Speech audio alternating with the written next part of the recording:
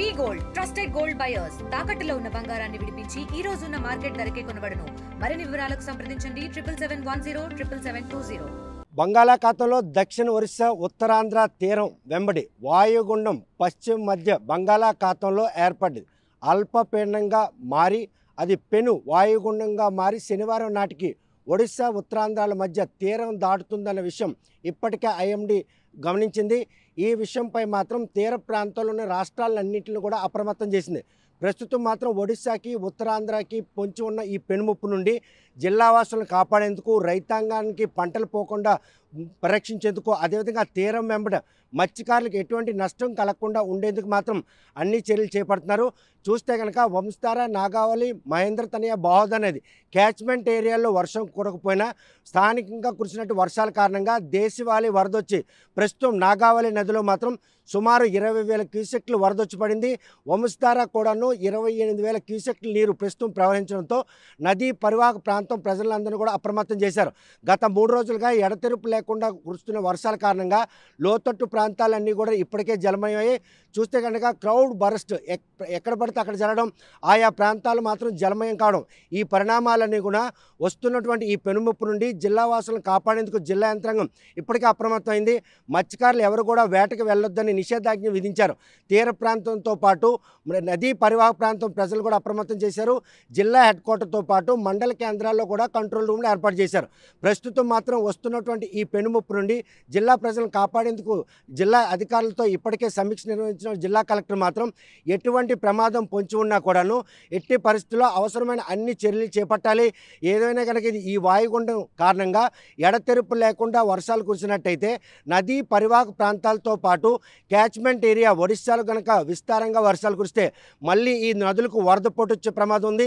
వరి నాట్లన్నీ కూడాను ఇప్పుడిప్పుడుగా ఏపుగా పెరుగుతున్నాయి. పొట్ట దశకు చేరుకుంటున్న ఈ సమయంలో కనుక వరదలు వచ్చినట్టయితే మాత్రం రైతులు తీవ్రంగా నష్టపోయే అవకాశం ఉంటుంది. అందుకే ఇప్పటికే కుడి ఎడమ కాలుండి వంశధార నదికి మాత్రం నీటిని నిలుపుదల చేశారు. దిగువకు మాత్రం మొత్తం 22 గేట్లలోనూ 3 సెంటీమీటర్లు ఎత్తి సముద్రంలోకి నీరు విడిచిపెట్టడం జరిగింది. ప్రస్తుతం నాగావళికి వచ్చినటువంటి ఈ వరద ముప్పు కారణంగా నదీ పరివాహక ప్రాంతం ప్రజలందరూ కూడాను తీవ్ర భయాందోళనలో ఉన్నారు. ఎందుకంటే ఈ వరద ఉధృతి కనుక పెరిగితే, ఎందుకంటే శనివారం నాటికి ఈ వాయుగుండం కనుక తీరం దాటినట్టయితే ఎడతెరుపు లేకుండా వర్షాలు కురిసే అవకాశం ఉన్నాయి. ఆ వర్షాల కారణంగా గనక వరదలు వచ్చినట్టయితే మాత్రం పంటలు నీట మునిగే అవకాశం ఉంది. నదీ పరివాహక ప్రాంతం ప్రజలందరూ కూడాను బిక్కుబిక్కుమని జీవనం సాగించే పరిస్థితి. అందుకే వారందరూ కూడా ఇప్పటికే ఏ గ్రామాలు అయితే నదీ పరివాహక ప్రాంతంలో ఉన్నాయో వారందరినీ గుర్తించారు. వారు సురక్షిత ప్రాంతాలకు తరలి వెళ్లాలనే సూచన కూడా జారీ చేశారు. అదేవిధంగా తీర ప్రాంతంలో మత్స్యకారులు కూడా అప్రమత్తం చేశారు. వేటకు వెళ్లకుండా ఒకవేళ సముద్రం అల్లుకల్లోలుగా ఉండినట్టయితే మాత్రం ఎట్టి పరిస్థితుల్లో కూడాను సురక్షిత కేంద్రాలకు తరలి వెళ్లాలని కూడా సూచన చేశారు. ప్రస్తుతం మాత్రం వంశధార నదికి మొదట హెచ్చరిక 40,000 క్యూసెక్లు, అదేవిధంగా నాగావళి నదికి 60,000 క్యూసెక్లు మొదట హెచ్చరిక జారీ చేస్తున్నారు. ప్రస్తుతం మాత్రం నిలకడగా నదుల్లో వరద పొరలడంతో మాత్రం ప్రస్తుతం నాగావళి వంశధార నదికి సంబంధించినట్టు అధికారులతో సమీక్షించిన కలెక్టర్ మాత్రం నదీ పరివాహక ప్రాంతంలో ప్రజలు కూడా అప్రమత్తం చేయాలి. ఎక్కడ ఏ నదికి గట్లు కనుక గంటలు కొడితే యుద్ధ ప్రాతిపదికన వాటిని పూడ్చి పంట నష్టం జరగకుండా చూడాలని కూడా సూచనలు జారీ చేశారు. అదేవిధంగా మత్స్యకారులు ఎవరూ కూడాను తీరం వెంబడి చేపల వేటకి వెళ్లకుండా ఇటు రెవెన్యూ, మెరైన్తో పాటు స్థానిక ఎంఆర్ఓ కార్యాలయాలను కూడా అప్రమత్తం చేశారు. వస్తున్నటువంటి ఈ పెనుముప్పు బారి నుండి చిక్కోలు ప్రజలను కాపాడేందుకు వీరు చేస్తున్న ప్రయత్నంలో ప్రజలు కూడా సహకరించాలి.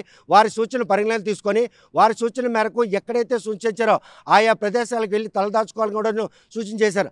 ఆ విధంగా కనుకైతే వస్తున్నటువంటి ఈ పెనుముప్పు నుండి జిల్లాలో ఎటువంటి ప్రాణ నష్టం జరగకుండా వాయుగుండం కనుక తీరం దాటినప్పుడు ఈదురుగాలు బలంగా వేస్తే విద్యుత్ సరఫరాకు అంతరాయం కలుగుతుంది.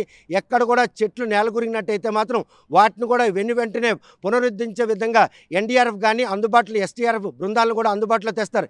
ఈ పరిణామాలన్నీ చూస్తుంటే వస్తున్నటువంటి పెనుముప్పుని జిల్లా ప్రజలను కాపాడేందుకు మాత్రం అధికార యంత్రాంగం సంసిద్ధంగా ఉంది అనడంలో ఎటువంటి అతిశయోక్తి లేదు. వీడియో జర్నలిస్ట్ రామకృష్ణతో సత్యం, ఆర్టీవీ, శ్రీకాకుళం. తెలుగులో ఫాస్టెస్ట్ న్యూస్ ఇప్పుడు కొత్త అవతారంలో 5 సెకండ్లోనే పూర్తి వార్తా సమాచారం మీ చేతిలో. సోషల్ మీడియా ట్రెండ్స్ మీ కళ్ళ ముందుకే live TV and voice search ఆప్షన్స్తో ఇప్పుడే డౌన్లోడ్ చేయండి. యాప్ లింక్ డిస్క్రిప్షన్లో ఉంది.